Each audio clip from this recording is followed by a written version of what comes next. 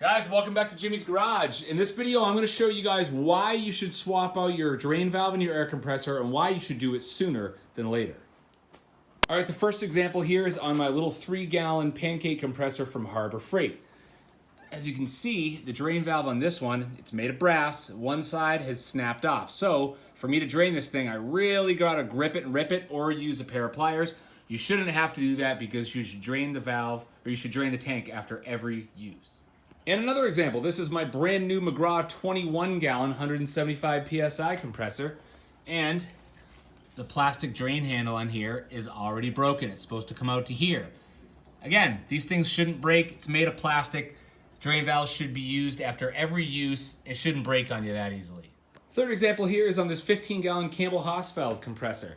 Now this is going to be a restoration project that I'm going to do, but as you can see right here, the drain valve is one of those real old ones. These ones are very often frozen in place or rusted in place, which makes it really hard to drain the water out of these tanks. And of course, if you don't drain the water, you're gonna get rust in the tank and the thing's gonna be shot.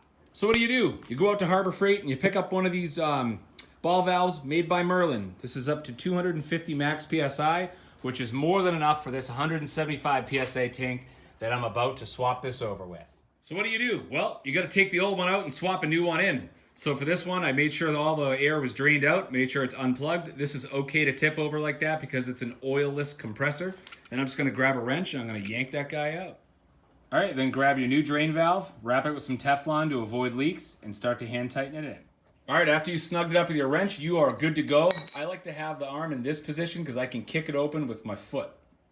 All right, now after installing the new one and tipping this compressor up and leaving the valve open, you can see the trail of water it was left behind, showing that the old drain valve was crap. Now, the new one's in place, and like I said, you can just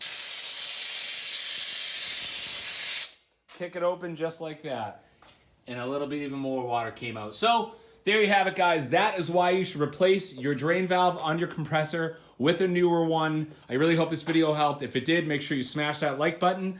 Make sure you subscribe, share the video, please. Leave a comment below. But as always, thank you guys for watching and take care.